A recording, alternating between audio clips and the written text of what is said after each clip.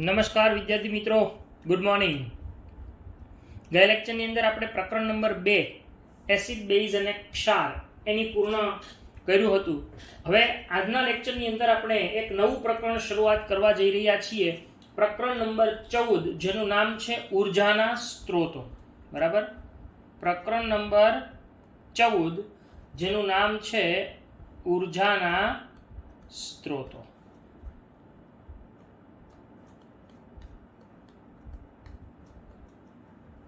હવે ઉર્જાના સ્ત્રોતો એટલે શું? પહેલા તો સૌથી પહેલા તો આપણે એ જાણીએ કે ઉર્જા કોને કહેવાય. બરાબર છે.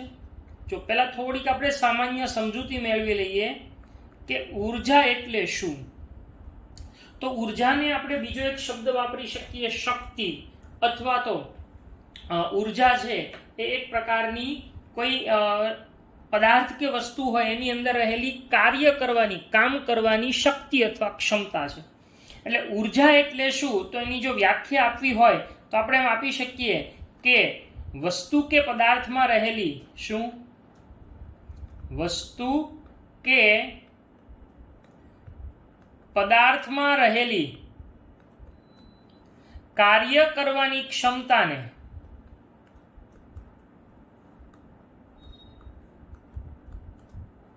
શું કહેવામાં આવે છે? ઉર્જા એટલે કે એનર્જી, જેને આપણે અંગ્રેજીમાં શું કહીએ છીએ? એનર્જી તરીકે ઓળખવામાં આવે છે. એટલે કે ઉર્જા કહે છે. હવે સ્ત્રોત એટલે શું? એકચ્યુઅલી શબ્દ સ્ત્રોત છે. તો સ્ત્રોત એટલે શું? તો કે જેમાંથી કંઈ પ્રાપ્ત થાય એને સ્ત્રોત કહેવાય. બરાબર છે.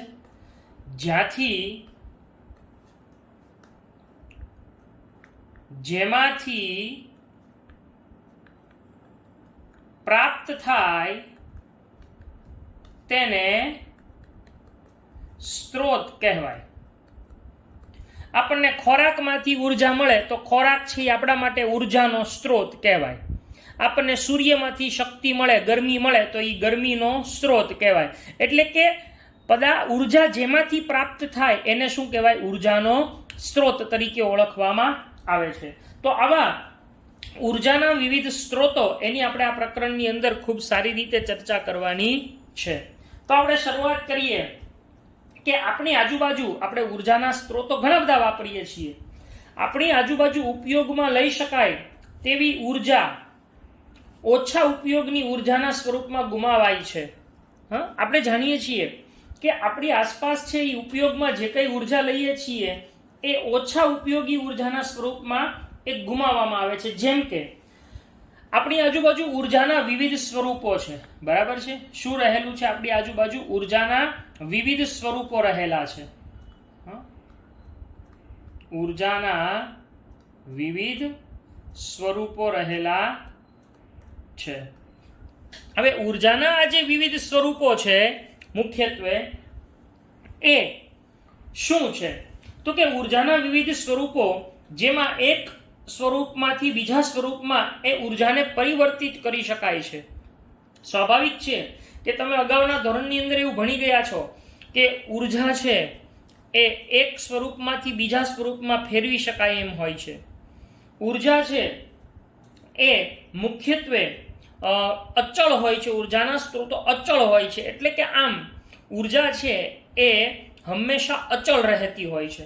તો આમ ઉર્જા છે એનો નાશ કરી શકાતો નથી કે ઉર્જાને ઉત્પન્ન કરી શકાતી નથી. ઉર્જાનું ફક્ત એકમાંથી બીજા સ્વરૂપમાં રૂપાંતર કરી શકાય છે. બરાબર, આવો આપણે ભણી ગયેલા છીએ. તો આમ ઉર્જા છે એના વિવિધ સ્વરૂપો છે જેમાં શું થઈ શકે છે? તો કે આમ ઉર્જા છે એને એક સ્વરૂપમાંથી બીજા સ્વરૂપમાં ફેરવી શકાય છે. ઉર્જાને એક સ્વરૂપમાંથી શું કરી શકાય છે? તો કે એને બીજા સ્વરૂપમાં ફેરવી શકાય છે.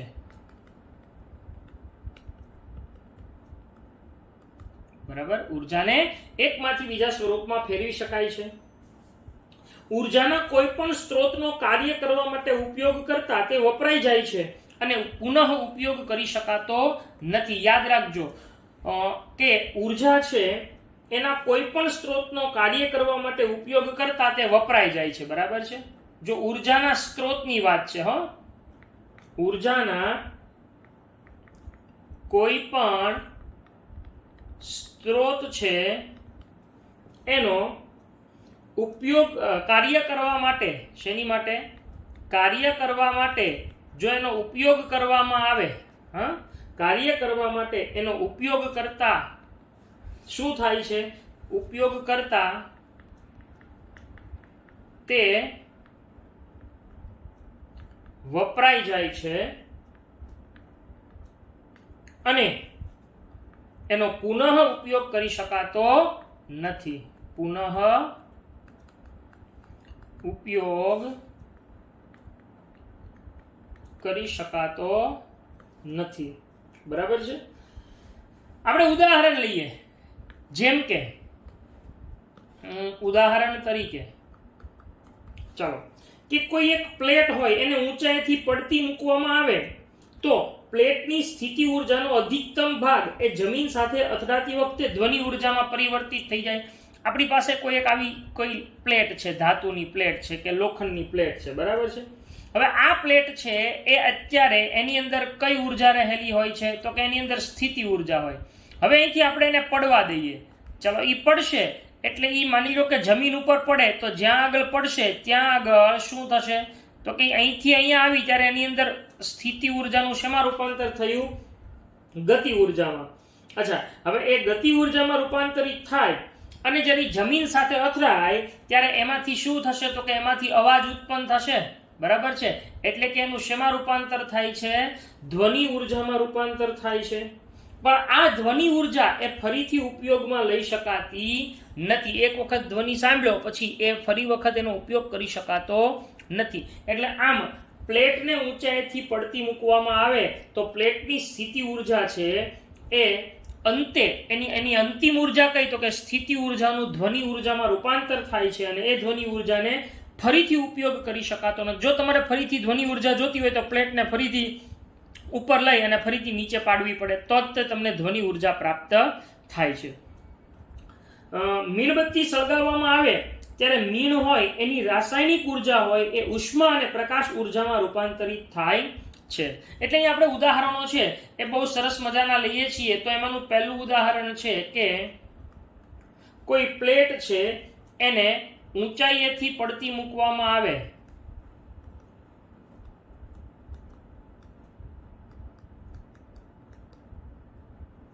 ઊંચાઈએથી પડતી મૂકતા શું થાય છે? તો કે તેની સ્થિતિ ઉર્જા છે એ પહેલા ગતિ ઉર્જામાં અને અંતે એનું ધ્વનિ ઉર્જામાં રૂપાંતર થાય છે અને આ ધ્વનિ ઉર્જાનો પુનઃ ઉપયોગ કરી શકાતો નથી. બીજું, મીણબત્તી સળગાવવામાં આવે ત્યારે મીણની રાસાયણિક ઉર્જા એ ઉષ્મા અને પ્રકાશ ઉર્જામાં રૂપાંતરિત થાય છે. મીણ છે એની અંદર જે રાસાયણિક ઉર્જા છે એનું બે ઉર્જામાં રૂપાંતરણ થાય. સ્વાભાવિક છે, આપણને ખબર છે કે ધારો કે આપણે કોઈ મીણબત્તી હોય, આ રીતની મીણબત્તી છે, બરાબર છે. હવે એને સળગાવીએ છીએ ત્યારે એમાંથી આપણને બે વસ્તુ પ્રાપ્ત થાય છે. શું શું પ્રાપ્ત થાય છે? તો કે એ મીણબત્તી સળગાવવામાં આવે ત્યારે એક તો આપણને ગરમી મળશે, બરાબર છે, અને બીજું શું મળવાનું છે? તો કે એમાંથી આપણને પ્રકાશ ઉર્જા પ્રાપ્ત થવાની છે. તો આમ મીણબત્તી છે એના મીણની રાસાયણિક ઉર્જાનું શેમાં રૂપાંતર થાય છે? તો કે મીણની રાસાયણિક ઉર્જા છે એ ઉષ્મા ઉર્જા અને પ્રકાશ ઉર્જામાં રૂપાંતરિત થાય છે. ઉષ્મા ઉર્જા અને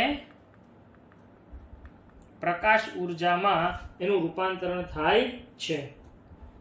આમ ભૌતિક અથવા રાસાયણિક પ્રક્રિયા દરમિયાન તો કુલ ઉર્જા અચળ જ હોય, જેને આપણે ઉર્જા સંરક્ષણનો નિયમ કહીએ છીએ. પરંતુ મીણબત્તી સળગવાની જે પ્રક્રિયા છે એની અંદર ઉષ્મા અને પ્રકાશની સાથે અન્ય ઉત્પાદનો જેમ કે કાર્બન ડાયોક્સાઇડ અથવા કાર્બન મોનોક્સાઇડને મૂકી અને મીણના સ્વરૂપમાં રાસાયણિક ઉર્જાને પ્રાપ્ત કરી શકતા નથી. એટલે આ બેને ફરીથી ભેગી કરો તો પાછી રાસાયણિક ઉર્જા એટલે કે મીણ બનતું નથી. એટલે આમ એકમાંથી બીજા સ્વરૂપમાં રૂપાંતરિત થઈ શકે છે, બરાબર છે, અને કુલ ઉર્જાનો જથ્થો હંમેશા અચળ જળવાઈ રહેતો હોય છે. ત્રીજું એક સરસ મજાનું ઉદાહરણ લઈએ કે 348 કેલ્વિન તાપમાને, હવે અહીંયા આ બધા આંકડાઓ યાદ રાખજો, 348 કેલ્વિન એટલે કે 75°C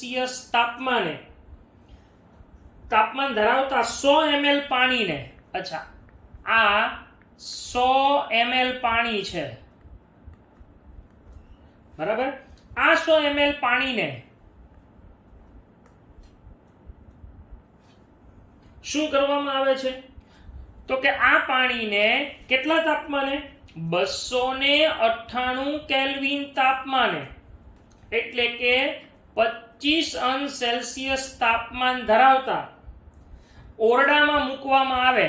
પાણીને 298 કેલ્વિન એટલે કે એટલા તાપમાન ધરાવતા જો ઓરડામાં મૂકવામાં આવે તો શું થાય છે?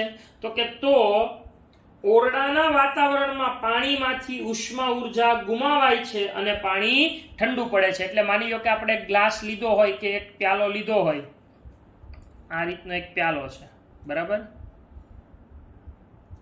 હવે આની અંદર આપણે 100 ml પાણી ભરેલું છે, ધારો કે આની અંદર આપણે 100 ml પાણી ભરેલું છે. હવે આનું શરૂઆતનું તાપમાન કેટલું છે? તો કે શરૂઆતનું તાપમાન છે એ 348 કેલ્વિન છે. હવે એને તમે જ્યારે સામાન્ય રૂમ ટેમ્પરેચરમાં મૂકો છો ત્યારે આમાંથી ઈ તાપમાન કેટલે પહોંચી જાય છે? તો કે ઈ તાપમાન 298 કેલ્વિન એટલે કે શું થાય છે? ઘટે છે ને, તાપમાનમાં ઘટાડો થયો, 75 માંથી 25 થઈ ગયું. તો આમાંથી જે ઉષ્મા હોય એ ક્યાં વહી આવે છે? તો કે ઓરડાની અંદર ઈ ઉષ્મા છે એ ભળી જાય છે, એટલે કે ઓરડાની અંદર ઈ ઉષ્મા ગુમાવાય છે અને પાણી ઠંડુ પડે છે. હવે ઈ જે ગુમાવેલી ઉષ્મા હોય એને પાછી ભેગી કરીને પાછું આ પાણીનું તાપમાન એટલું કરી શકાય? તો કે ના, ઈ ન થઈ શકે. એના માટે તો આને ગરમ જ કરવું પડે. ખ્યાલ આવે છે આમ? એટલે આવી રીતે ઉર્જા છે એના એક સ્વરૂપમાંથી બીજા સ્વરૂપમાં આપણે ફેરવી શકીએ છીએ. Okay, next. હવે અહીંયા આપણને એક પ્રવૃત્તિના સ્વરૂપમાં એક વસ્તુ આપી છે કે ઉર્જા છે એનો ઉત્તમ સ્ત્રોત કયો છે એકચ્યુઅલી, બરાબર, એ આપણો મૂળ ટોપિક છે મેઇન, એમાં આપણને પ્રવૃત્તિ આપેલી છે. તો જોઈએ, સરસ મજાની પ્રવૃત્તિ છે. જો તમને એક વસ્તુ ખાસ કહી દઉં વિદ્યાર્થીઓ, કે આપણને એવું કીધું છે કે ભાઈ આ સિલેબસની અંદર આટલો પોર્શન છે, 30% છે એ સિલેબસ કટ થયેલો છે, 100% સિલેબસ કટ થયો છે, પરંતુ એવું છે કે સિલેબસ છે એ પૂછાવાનો નથી પણ ભણાવવાનો તો છે જ તે. એટલે આપણે તો દરેક ટોપિક અભ્યાસમાં લેવાના છીએ. એટલે કોઈએ મહેરબાની કરીને માઇન્ડની અંદર એવું ન રાખવું કે આ નહીં ચાલે અથવા નથી ચલાવવાનું કે આ નથી પૂછાવાનું. આપણે બધી જ વસ્તુઓ અત્યારે હાલના તબક્કે ભણવાની છે. એટલે કોઈ પણ ટોપિક અત્યારે આપણે સ્કીપ કરતા નથી. હા, આપણે જ્યારે એક્ઝામ આવશે ત્યારે એમાં જે આપણને સૂચવેલા જે મુદ્દાઓ છે એને આપણે પરીક્ષાના પોઈન્ટ ઓફ વ્યૂથી નહીં પૂછીએ, પણ આપણે અભ્યાસ તો એનો કરવાનો જ છે. હવે અહીં આપણને સરસ મજાની વાત કરી છે પ્રવૃત્તિઓમાં, આમાં તો આપણને મજા જ આવે, બરાબર છે. એમ કીધું છે તમે સવારે ઉઠીને શાળાએ પહોંચો છો ત્યાં સુધી ઉપયોગમાં લીધેલા 4 ઉર્જાના સ્વરૂપોની યાદી બનાવો, બરાબર છે. ચાલો, તો શાળાએ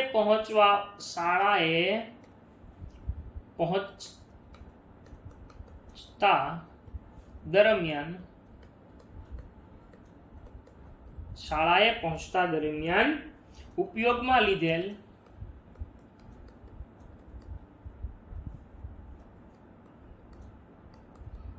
કેટલા ઉર્જાના 4 સ્વરૂપોની યાદી.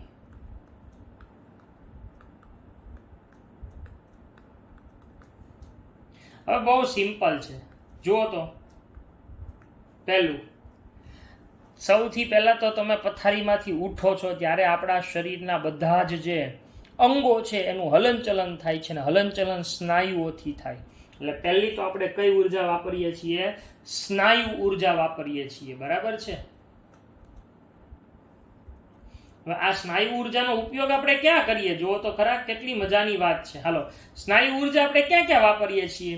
તો કે સ્નાયુ ઉર્જા છે એનો ઉપયોગ મુખ્યત્વે આપણે પહેલું બ્રશ કરવા. બ્રશ કરીએ એટલે આમાં હાથનું હલનચલન થાય, તો ત્યાં આગળ શું થાય? સ્નાયુ ઉર્જા. કસરત કરવા, ઘણા લોકો સવારે વહેલા કસરત કરતા હોય, પછી સ્નાન કરવા, એ તો કદાચ ઓપ્શનલ હોઈ શકે ભાઈ કોઈકને, બરાબર છે. હા, સ્નાન કરવા અને સાયકલ ચલાવવા માટે સ્નાયુ ઉર્જાની જરૂર પડે છે. એની સિવાય પણ ઘણી બધી કાર્યોની અંદર સ્નાયુ ઉર્જા વપરાતી હોય, પણ આ એક આપણને કોમન ઉદાહરણો છે. તો સ્નાયુ ઉર્જા આપણે ક્યાં ક્યાં વાપરીએ છીએ? તો કે એક તો બ્રશ કરવા માટે વાપરીએ છીએ, બીજું કે સ્નાન કરવા માટે વાપરીએ છીએ, ત્રીજું સાયકલ ચલાવવા વાપરીએ છીએ,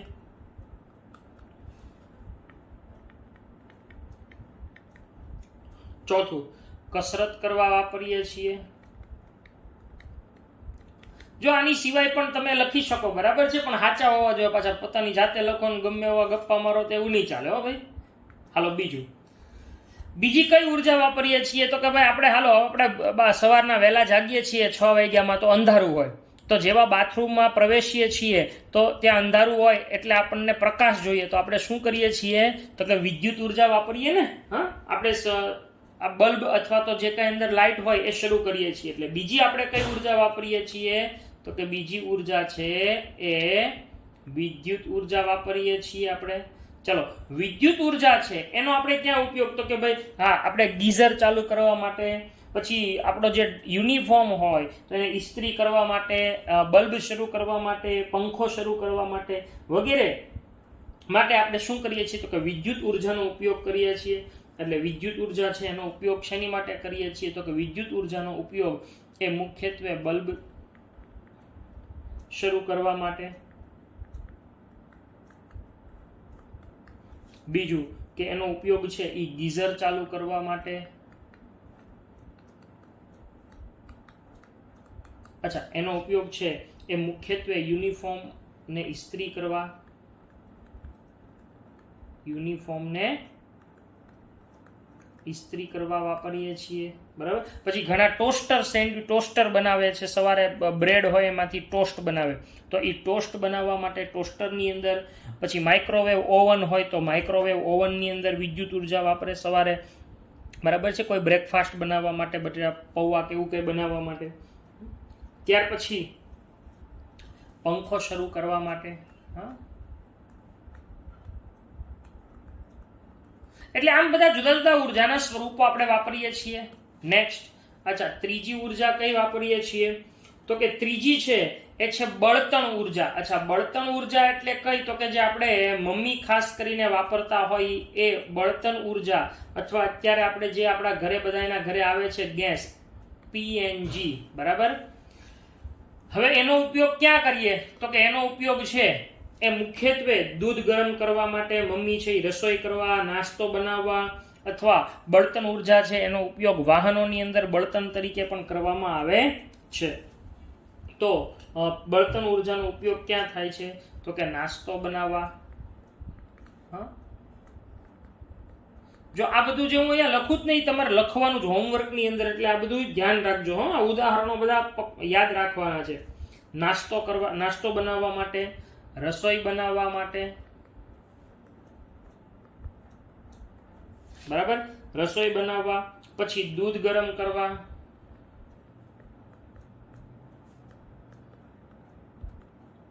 ઓકે, દૂધ ગરમ કરવા માટે, વાહનોમાં એનો ઉપયોગ થાય છે.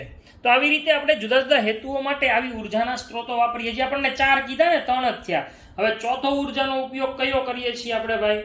તો કે રાસાયણિક ઉર્જા, બરાબર. કઈ ઉર્જા?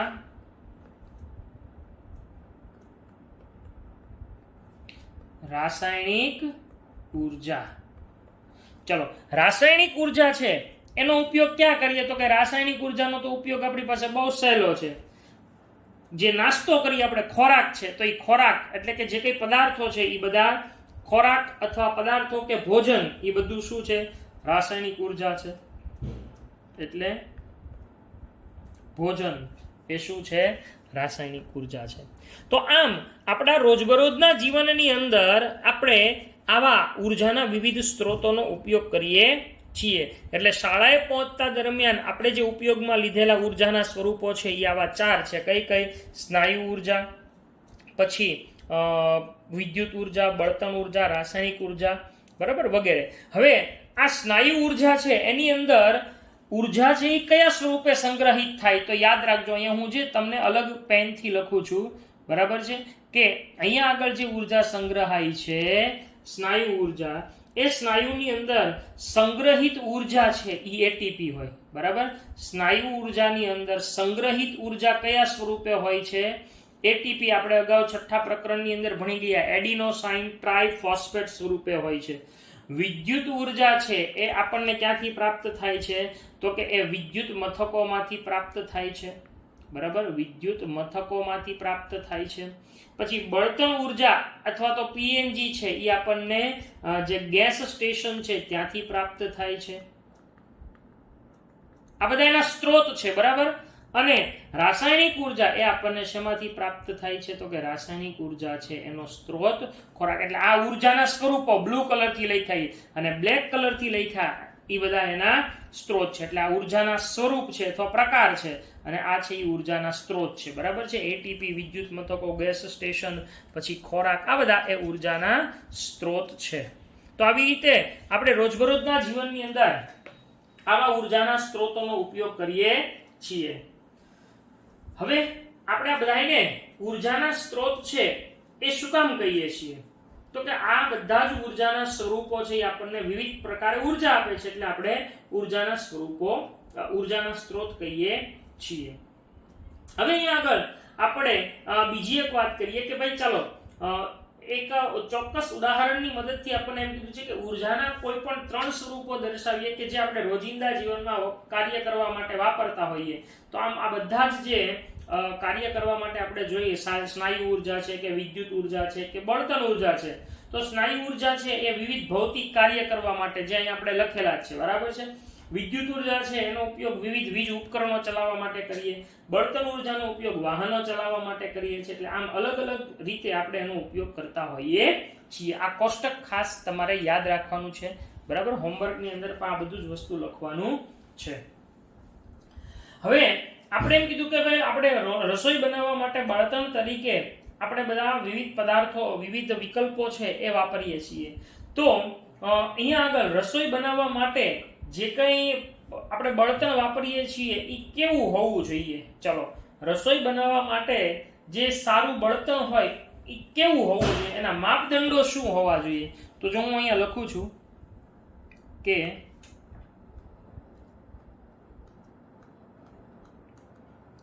રસોઈ બનાવવા જે સારા બળતણ છે એના માપદંડો. સારા બળતણના માપદંડો, બરાબર છે. ઓકે, હવે એ કયા કયા હોય? તો કે પહેલું, જો સારું બળતણ તમે કોને કહી શકો? તો કે એક તો એ બળતણ તમને સરળતાથી ઉપલબ્ધ હોય, તમે સરળતાથી પ્રાપ્ત કરી શકો. હવે તમારે લેવા માટે 500 કિલોમીટર ન જવું પડે, તમારી નજીકમાં જ મળતું હોય.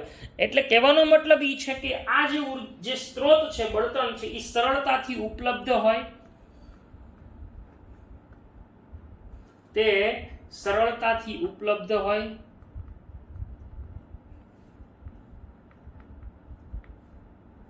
બીજું, એ સસ્તું હોય, બરાબર. એટલે કે દરેક વ્યક્તિ એનો ઉપયોગ કરવો જોઈએ. દરેક વર્ગનો વ્યક્તિ, ઉચ્ચ વર્ગ હોય કે કોઈ પણ વર્ગનો વ્યક્તિ હોય, એનો ઉપયોગ સરળતાથી કરી શકે. એટલે બીજું, એ સસ્તું હોવું જોઈએ. ત્રીજું, હવે એ બળતણ સળગાવે ને એમાંથી બહુ ધુમાડો નીકળે ને પ્રદૂષણ ફેલાવે તો એ બળતણ કાંઈ કામનું નહીં. હા, એટલે ત્રીજું કે એ બળતણ છે એને દહન કરવાથી ધુમાડો અથવા તો રાખ ઉત્પન્ન ન કરતું હોવું જોઈએ. એટલે ધુમાડો કે રાખ ઉત્પન્ન ન કરે.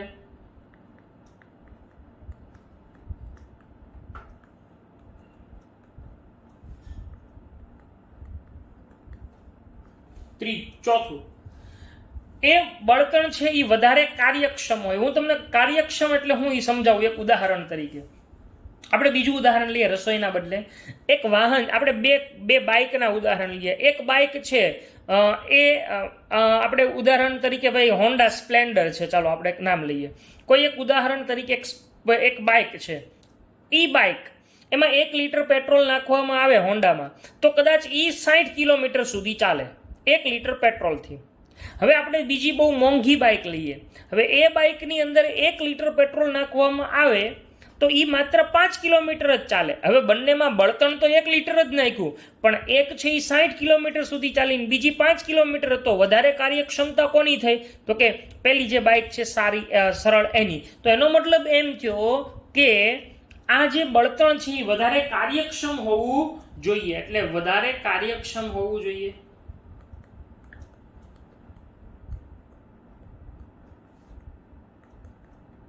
તો આ બળતણ છે એ સારું બળતણ કહી શકાય.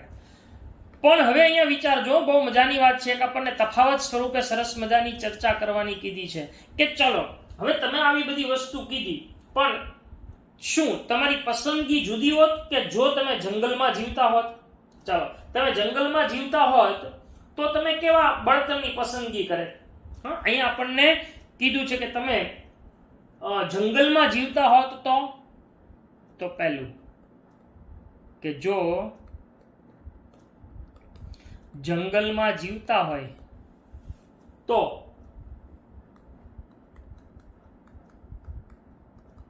બળતણ તરીકે તમે શું પસંદ કરે? તો કે ત્યાં જે મળે એ બળતણ તરીકે વાપરવું પડે ને. કયા શું મળે? તો કે ભાઈ ત્યાં આગળ જે વનસ્પતિ હોય, વૃક્ષો હોય, એના પાંદડાઓ ખરી પડ્યા હોય, તો એવા સૂકા પાંદડા હોય, પછી સૂકા ઝાડી ને ઝાંખરા હોય, પછી કેટલાક લાકડું હોય. આ બધું જંગલની અંદર બળતણ તરીકે આપણે ઉપયોગ કરે. બરાબર? એટલે જંગલમાં જીવતા હોત તો બળતણ તરીકે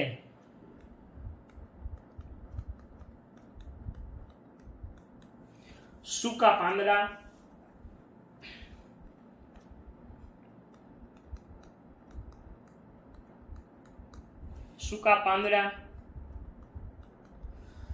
સૂકા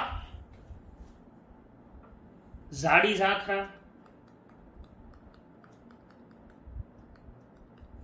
અને લાકડું, આ આપણી પસંદગી હોત. બરાબર? હવે બીજું કે તમે જંગલમાં ન જીવતા હોત પણ તમે કોઈ દૂર પર્વતીય ગામ અથવા તો નાના ટાપુ ઉપર જીવન જીવતા હોત તો કે દૂર પર્વતીય ગામ કે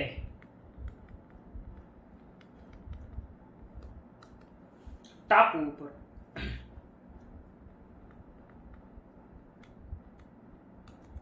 તો ત્યાં તમારી બળતણની પસંદગી કેવી હોત? તો કે ત્યાં આગળ પણ તમને છાણા મળી રહે, કારણ કે ત્યાં આગળ કદાચ પશુઓ ચરવા આવતા હોય તો છાણ મળી રહે, સૂકા પાંદડા અને લાકડા ત્યાંથી પ્રાપ્ત થાય. તો ત્યાં આગળ છાણું અથવા છાણ. બરાબર? બીજું સૂકા પાંદડા,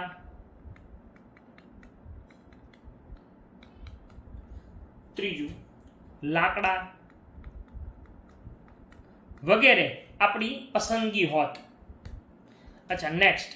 હવે જો તમને કેવું કર્યું કે ભાઈ તમને નજીક માનવ વસાહતની નજીક લાવતા જાય. હવે એમ કે છે કે તમે નવી દિલ્હીમાં જીવન જીવતા હોત તો તમે નવી દિલ્હીમાં જીવન જીવતા હોત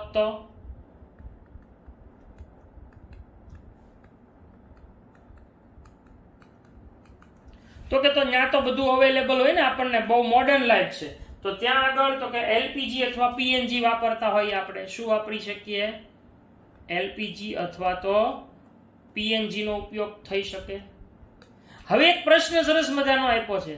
તમને જંગલમાં રાખ્યા, તમે પર્વતીય ગામ કે ટાપુ ઉપર નવી, એની બદલે તમને એમ કે તમે 5 સદી પહેલા, 500 વર્ષ પહેલા જીવતા હોત તો હું 5 સદી પહેલા, સદી એટલે 100 વર્ષ, ખબર પડે જ ને. જો તમે 5 સદી પહેલા જીવન જીવતા હોત તો તમારું બળતણ શું હોત? તો એક જ હોત, લાકડા.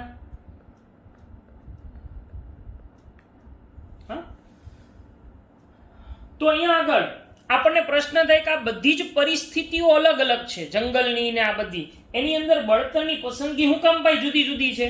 તો કે સ્વાભાવિક છે કે દરેક પરિસ્થિતિમાં બળતણની પસંદગી એની પ્રાપ્તિ ઉપર આધારિત છે ને, કે ક્યાંથી પ્રાપ્ત થાય છે. એટલે આમ આપણે આવી રીતે બળતણની પસંદગી છે એ પ્રાપ્તિને આધારે કરતા હોઈએ છીએ. હવે માછલી એમ કે મારે પીઝા ખાવા છે, તો માછલી છે એને પીઝા ન મળે. માછલીને એ જળચર પ્રાણી છે તો એ પાણીમાં વસતા જે અન્ય સૂક્ષ્મજીવો કે સજીવો એ જ ખોરાક તરીકે મળે. એટલે કે એની આજુબાજુનું પર્યાવરણ હોય એમાંથી જ એને પ્રાપ્ત કરવું પડે. એમ પરિસ્થિતિને આધીન શું થાય તો કે બળતણની પસંદગી કરીએ છીએ. હવે આપણે બળતણની પસંદગી કરવી હોય તો આપણે કયા કયા માપદંડોને ધ્યાનમાં રાખવા જોઈએ, એને કયા કયા પ્રશ્નોને ધ્યાનમાં રાખવા જોઈએ, બરાબર છે. પછી એની જે કંઈ ચર્ચાઓ છે એ બધી આપણે આવતા લેક્ચરની અંદર કરવાના છીએ. તો આજના લેક્ચરની અંદર અહીંયા મેં જેટલું લખેલું છે એ વસ્તુ એક એક વસ્તુ પોઝ કરી અને તમારી મેળે તમારે જાતે લખવાનું રહેશે. તો અહીંયા આજે આપણે આપણો લેક્ચર છે એને પૂર્ણ કરીએ છીએ. Thank you.